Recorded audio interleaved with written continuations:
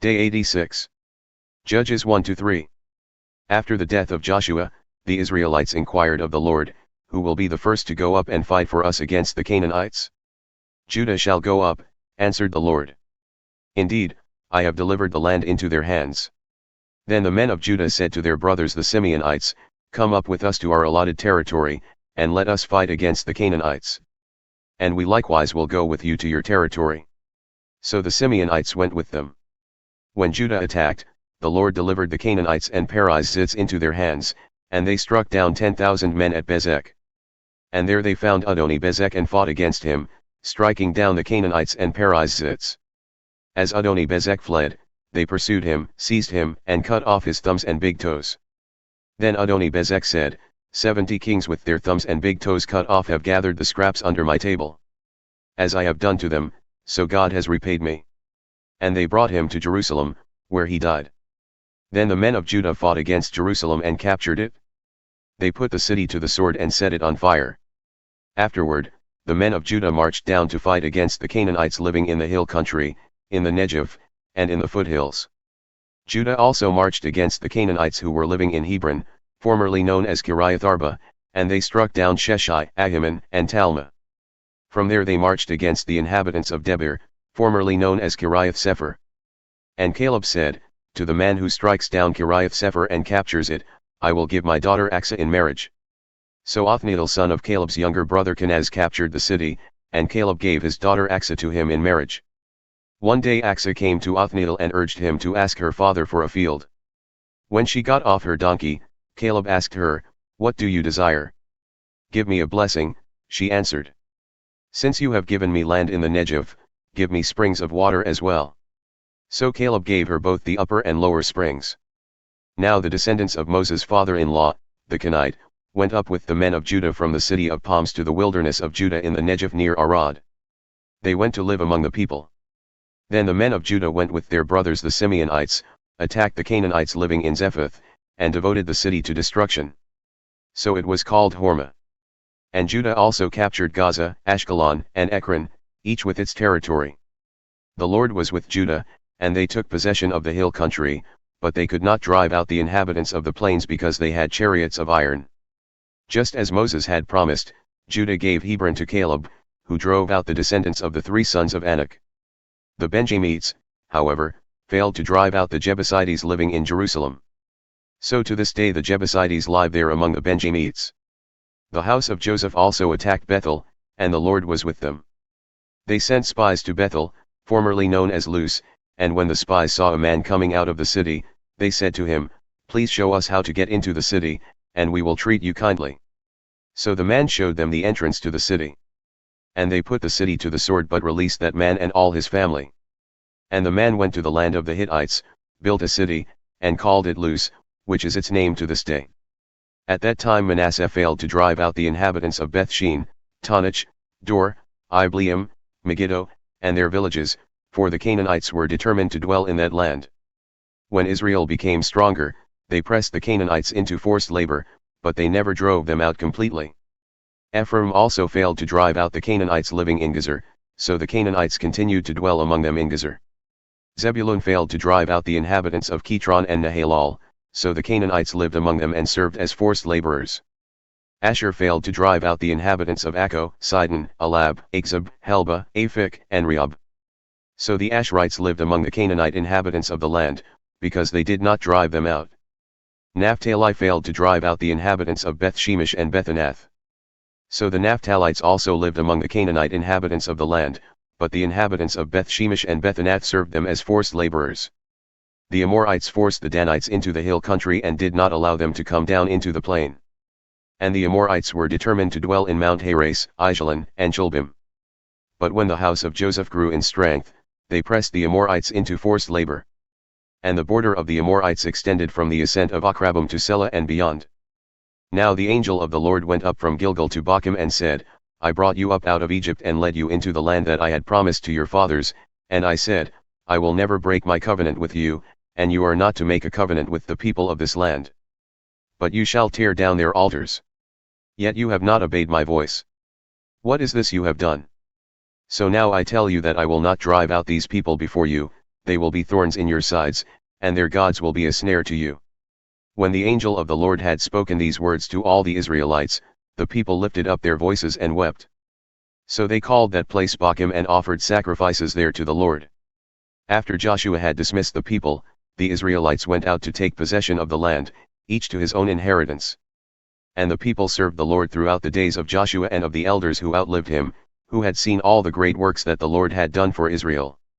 And Joshua son of Nun, the servant of the Lord, died at the age of 110. They buried him in the land of his inheritance, at Timnath-Heres in the hill country of Ephraim, north of Mount Gosh. After that whole generation had also been gathered to their fathers, another generation rose up who did not know the Lord or the works that he had done for Israel. And the Israelites did evil in the sight of the Lord and served the Baals. Thus they forsook the Lord, the God of their fathers, who had brought them out of the land of Egypt, and they followed after various gods of the peoples around them. They bowed down to them and provoked the Lord to anger, for they forsook him and served Baal and the Ashtoreths. Then the anger of the Lord burned against Israel, and he delivered them into the hands of those who plundered them. He sold them into the hands of their enemies all around, whom they were no longer able to resist. Wherever Israel marched out, the hand of the Lord was against them to bring calamity, just as he had sworn to them. So they were greatly distressed. Then the Lord raised up judges, who saved them from the hands of those who plundered them. Israel, however, did not listen to their judges. Instead, they prostituted themselves with other gods and bowed down to them. They quickly turned from the way of their fathers, who had walked in obedience to the Lord's commandments. They did not do as their fathers had done. Whenever the Lord raised up a judge for the Israelites, he was with that judge and saved them from the hands of their enemies while the judge was still alive, for the Lord was moved to pity by their groaning under those who oppressed them and afflicted them. But when the judge died, the Israelites became even more corrupt than their fathers, going after other gods to serve them and bow down to them. They would not give up their evil practices and stubborn ways. So the anger of the Lord burned against Israel, and he said, because this nation has transgressed the covenant I laid down for their fathers and has not heeded my voice, I will no longer drive out before them any of the nations Joshua left when he died. In this way I will test whether Israel will keep the way of the Lord by walking in it as their fathers did. That is why the Lord had left those nations in place and had not driven them out immediately by delivering them into the hand of Joshua. These are the nations that the Lord left to test all the Israelites who had not known any of the wars in Canaan, if only to teach warfare to the subsequent generations of Israel, especially to those who had not known it formerly, the 5 rulers of the Philistines, all the Canaanites, the Sidonians, and the Hivites who lived in the mountains of Lebanon from Mount Baal Hermon to Lebo Hamath. These nations were left to test the Israelites, to find out whether they would keep the commandments of the Lord, which he had given their fathers through Moses. Thus the Israelites continued to live among the Canaanites, Hittites, Amorites, Perizzites, Hivites, and Jebusites. And they took the daughters of these people in marriage, gave their own daughters to their sons, and served their gods. So the Israelites did evil in the sight of the Lord, they forgot the Lord their God and served the Baals and the Asherahs. Then the anger of the Lord burned against Israel, and he sold them into the hand of Kitron-Rashadim king of Aram-Naharaim, and the Israelites served him 8 years. But when the Israelites cried out to the Lord, he raised up Othniel son of Caleb's younger brother Kenaz as a deliverer to save them. The Spirit of the Lord came upon him, and he became Israel's judge and went out to war. And the Lord delivered Kitron-Rashadim king of Aram into the hand of Othniel, who prevailed against him. So the land had rest for 40 years, until Othniel son of Kenaz died. Once again the Israelites did evil in the sight of the Lord. So he gave Eglon king of Moab power over Israel, because they had done evil in the sight of the Lord. After enlisting the Ammonites and Amalekites to join forces with him, Eglon attacked and defeated Israel, taking possession of the city of palms. The Israelites served Eglon king of Moab 18 years. And again they cried out to the Lord, and he raised up Ehud son of Gera, a left-handed Benjamite, as their deliverer. So they sent him with tribute to Eglon king of Moab. Now Ehud had made for himself a double-edged sword a cubit long. He strapped it to his right thigh under his cloak and brought the tribute to Eglon king of Moab, who was an obese man. After Ehud had finished presenting the tribute, he ushered out those who had carried it. But upon reaching the idols near Gilgal, he himself turned back and said, I have a secret message for you, O king. Silence, said the king, and all his attendants left him. Then Ehud approached him while he was sitting alone in the coolness of his upper room. I have a word from God for you, Ehud said, and the king rose from his seat. And Ehud reached with his left hand, pulled the sword from his right thigh, and plunged it into Eglon's belly.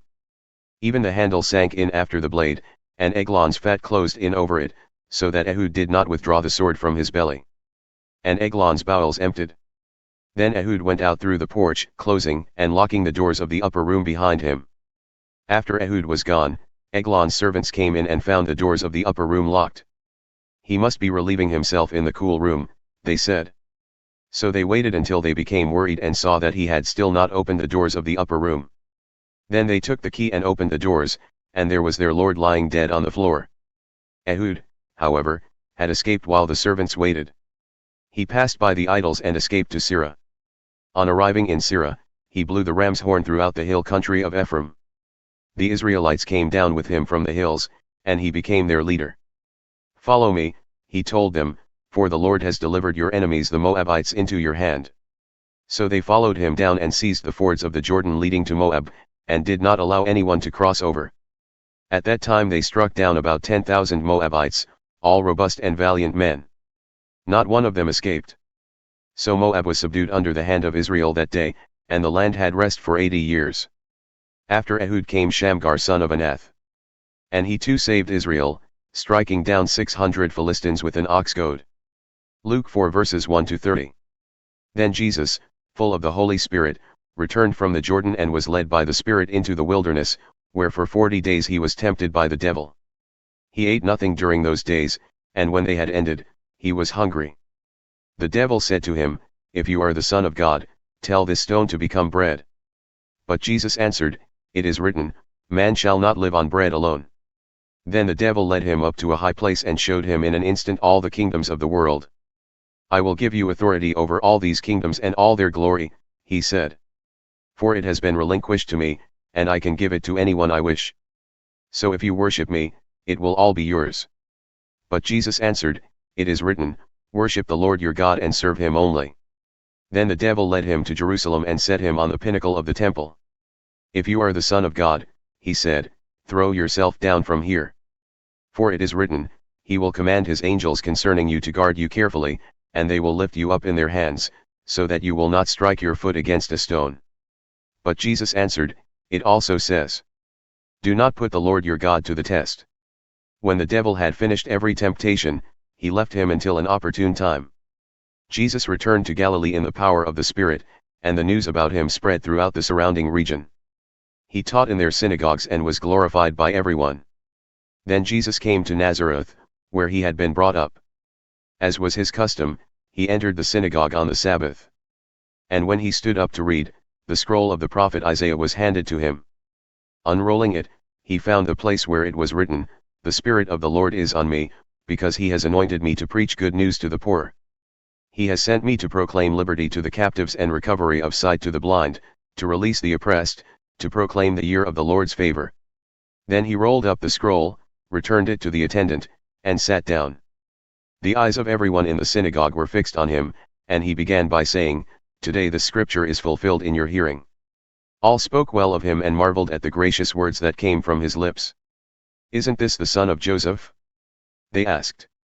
Jesus said to them, "Surely you will quote this proverb to me, 'Physician, heal yourself. Do here in your hometown what we have heard that you did in Capernaum.'" Then he added, "Truly I tell you, no prophet is accepted in his hometown. But I tell you truthfully that there were many widows in Israel in the time of Elijah, when the sky was shut for 3.5 years and great famine swept over all the land. Yet Elijah was not sent to any of them, but to the widow of Zarephath in Sidon. And there were many lepers in Israel in the time of Elisha the prophet. Yet not one of them was cleansed, only Naaman the Syrian." On hearing this, all the people in the synagogue were enraged.